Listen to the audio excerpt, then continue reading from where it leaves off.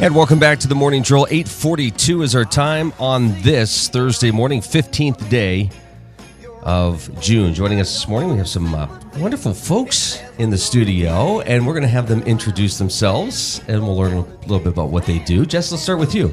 I'm Jessica Lorenz. I do admissions and marketing up at Titusville Healthcare and Rehabilitation. Good morning. Been there for about 3 months. Good morning. Good morning. I'm Dave Thomas. I'm the administrator. And the hamburger guy. No. I'm Danielle Warner. I'm the Assistant Director of Nursing. And I'm Michelle Seeley. I'm the Director of Rehab. Well, good morning, folks. Good to see you this morning. All right, so Jess, let's talk about what's been happening with the organization. Well, we had a name change about how many months ago, Danny? It was October. October. They just had a name change from Golding to Titusville Healthcare Rehabilitation. We're a 77-bed facility. We do short-term, long-term respite. Our therapy department's great, dietary activities. So we do nursing. Well, yeah, nursing. Now, people are familiar with Golden Living, and Right. That changed when again? October. October. Okay. So that was in several communities. Right. So what facilities have you guys taken over? Well, Golden Living sold a lot of their buildings in Pennsylvania, most of them, and Guardian bought a number of them. Guardian started in 1995 and has grown. Now they just picked up, I think, 14 of the Golden Living facilities. Wow. And it's really been a change for them, but it's a growing industry in a lot of ways, and they're really doing a job. It's interesting with Titusville, like we were just talking on the way over, the discharge rate in the building was about 38% 3 years ago, back into the community, would discharge into the community. Now, as of last year, the number is more like about 83%. Really? So, yes. So the discharges are, people come to the home to get well, to go back into the community. Is that a different approach than before? A little bit, but it's a trend in the industry, and a lot of homes are struggling with that. But this home has really taken and embraced that and is really running with it. And in part, that's a great testimony to the teamwork that the group has. Therapy drives a lot of that. Nursing maintains it and helps get the people functionally back into the place. Shelley's group really does a job with therapy. If you go into their department, that is a very, very active group. So I take it was an opportunity to come in and say, this is the way things used to be, but here's our approach, and kind of take that philosophy and bring that in. That has to be somewhat exciting and challenging at the same time. It is. The environment is very different right now in long-term care, and I'm a health planner by education, though I've been an administrator about 36 years. And one of the things that's interesting to me is when you do a comparison to what used to be to what is today, it is so very different. People used to come to nursing homes, and that was sort of the last stop. But now it's much, much different. People come and they go, they come in for post-surgery, post-illness, and go back home. And it's just amazing to watch. Well, the nice thing is that now we do a continuum of care. So, they come in for short-term rehab. And, of course, there's no place like home. So we want to try and get them home as quick as we can, and that's why we offer 7-day-a-week therapy. If they're there just for short-term rehab, somebody doesn't want to be sitting while therapists are off waiting to go home. So we offer 7-day-a-week therapy, and once they reach the level that they can go home, we actually have a contract through home health where the same therapist that saw them at the skilled nursing facility follows them home and does their therapy at home. So there's no break in the continuum of care. And then once they graduate from the home therapy, then they can come back to us for outpatient therapy.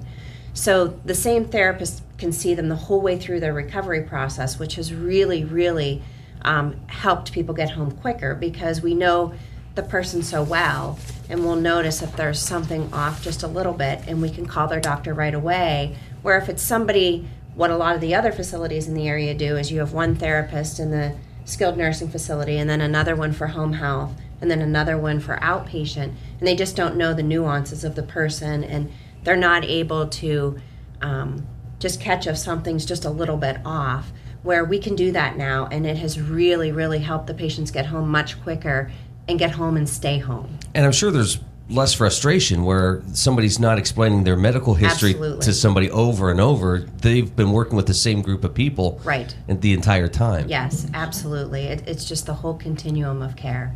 So let's learn a little bit about the day-to-day in your own positions. And Jess, we'll just start with you and talk about, what goes on in your position day-to-day.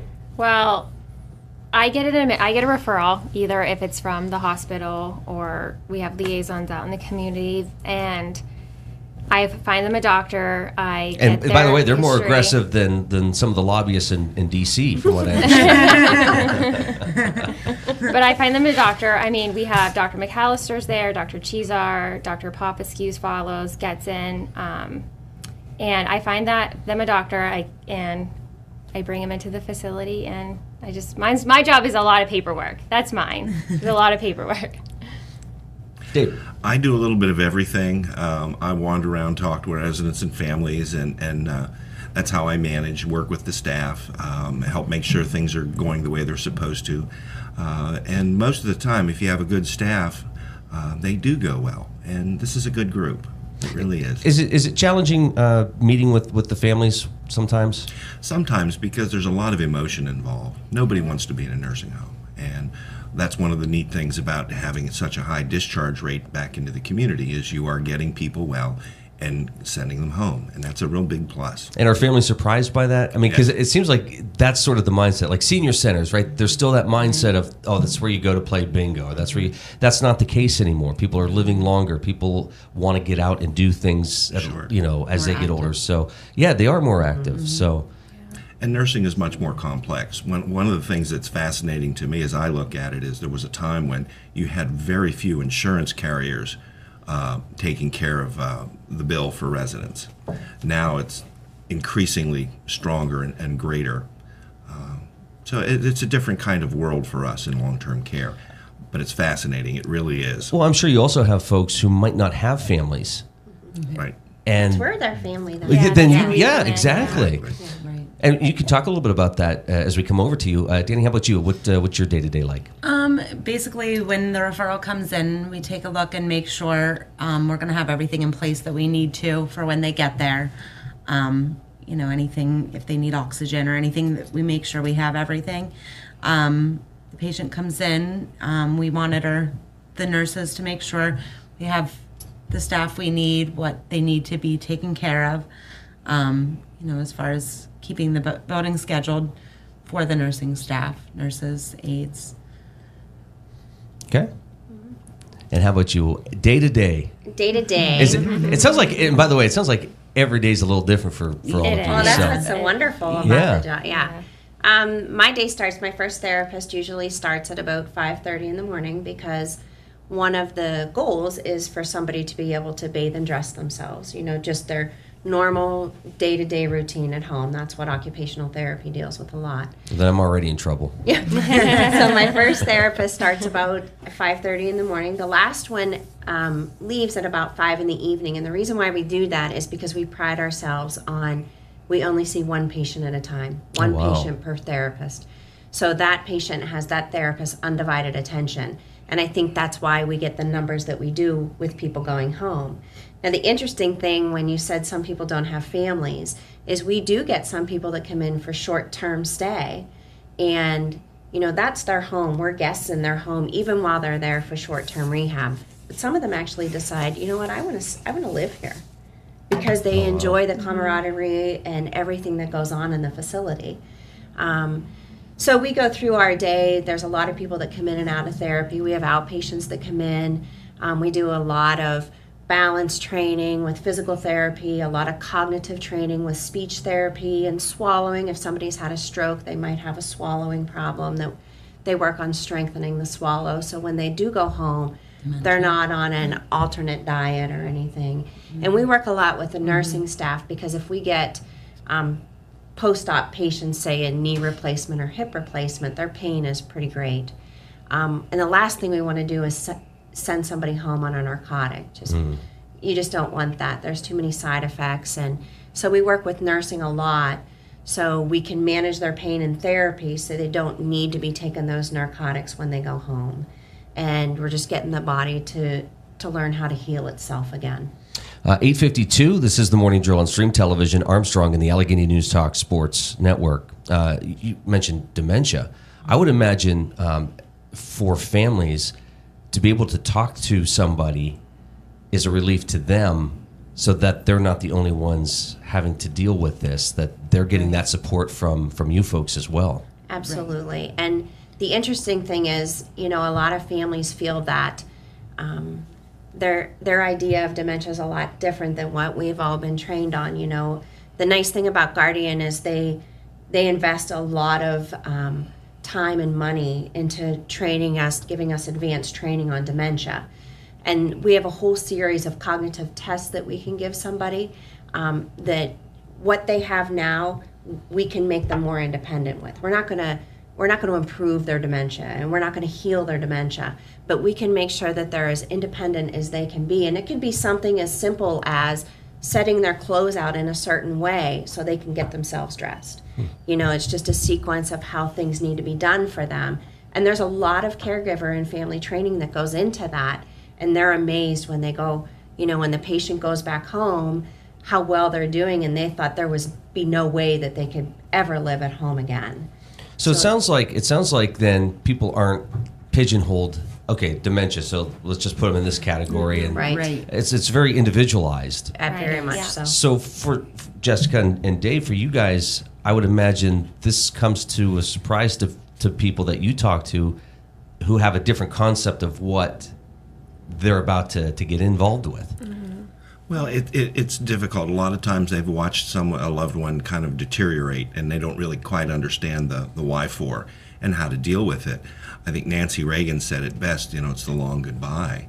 And it truly is, because there's nothing you can do for them, but you work with them and make the best of it.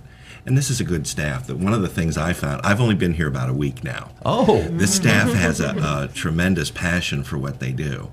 And it's really it's flattering for me as an administrator to watch it. It really is, because a lot of what I do is to help motivate the staff and so on, and they don't need a lot of motivation. It sounds like you get motivated from them. Exactly. It really does. It rubs off.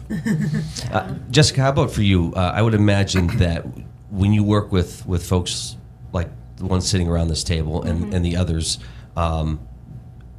you have to be proud of who you're representing when you're talking to those families. Yes, they're a great staff. The nursing, the CNA, everyone's great. The care is amazing. Because I went from pediatrics to this, and that was a huge transition.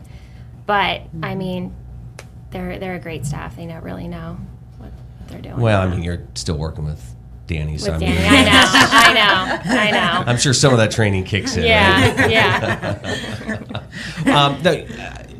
You have some notes there. I see. Well, my stuff's about, we have the resident and family picnic tonight from 4 to 6. Our dietary was great. She did a great job putting that together. We're having hamburgers, hot dogs, potato salad. And then our health fair is June 30th. And we'll have the Red Cross will be there, the YMCA, WIC. So we'll have prizes and games, and you'll be there. Right? Yeah. What's that date? So, no, that's coming up. Yeah. It's it's in Shiny summer. Park. Yeah. So we're excited for that. No, that's the first one in a long time. If folks want to get involved or help out or contribute, can they do that? Yeah. Just give me a call. Yeah, and we can set something up. Okay. So the date again? June 30th, and then tonight is the resident family picnic from 4 to 6 at the facility. Okay. Now you said the health fair and hot dogs within the same breath, so that sounds okay in moderation. To me. Okay. You're welcome to join us. That would be wonderful. No, I would imagine tonight's a chance just to let loose a little bit and have some fun. Yeah, and I haven't got a chance to meet a lot of the families because I just started, neither has Dave, so it's going to be nice to interact with the families as well and see them.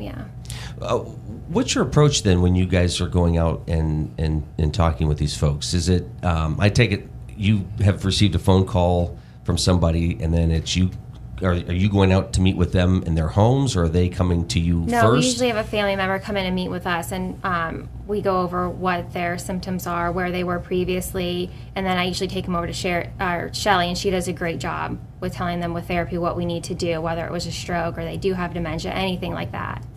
Well, Shelley, for go you from then, are there times when you've been giving that information and then you're having that conversation and realize maybe there's more than what was initially reported? Oh, absolutely. Absolutely. The nice thing, though, is we like to talk to the families. The families know that, there's an open door. We love for them to come in, and we do caregiver training, but I stay in good contact with them to let them know, this is what we need to do. You tell me what you need them to do to be able to get home, and let's work towards that. And a lot of times the families will come in for training, so they're able to help their loved ones when they get home just to get better. You guys must have days where you feel challenged, because I think it takes special people to do what you guys do. Yeah, but it's wonderful. Well, that's good. I mean, I've been doing this for 23 years, and many days I can't wait just to get to work. I mean, to be surrounded with people, the geriatric population, and we have a lot of younger people also. We have people in their 50s and 60s. It's just an amazing job. It's an amazing atmosphere, and just to know that you're helping people get home. There's no place like home, and it's just so rewarding. It is challenging, yes. It's very challenging with the different diagnoses that we get, and we get people that are very, very sick, and just helping them get through the fear that they have, and it's just wonderful. It's a wonderful place to work. And I'm sure there's some attachment because you get to know these folks. Absolutely. Being in a small town, Yeah. Yeah. this is a small town. Everybody knows everybody. Right. So, So is there extra pressure then because you do know some of these folks and you think I got to do be my best, be at my best to make sure that they get taken care of? Feel like we have to be doing our best, but yeah, absolutely. When you start intertwining with the families and you know them, it makes a difference. Well, we want to treat everybody like they're either our mother, our father, or our Right. grandmother or grandfather, because they are. Right. So they get that special care. Well, I know because Danny's that's dad, so our I hope God. that they treat him better than. Hey guys, thank you so much for coming in this morning. Great conversation. Thank you. And I have to ask each of you, Shelley, we'll start with you. What did you learn today? What did I learn today? I learned that we just want to get this out in the community. There's still the misconception that a nursing home is a place to come and die, that it's your last stop, and that is not the case anymore. And we just want to get that out there because, a lot of people can benefit from it. Great. Danny, what did you learn? I learned that we work well together as a team, no matter when. Good. Dave, how about you? What did you learn? When I was trying to do some research to find out some topics to talk about, I realized that this home has really changed its spots over the last couple of years.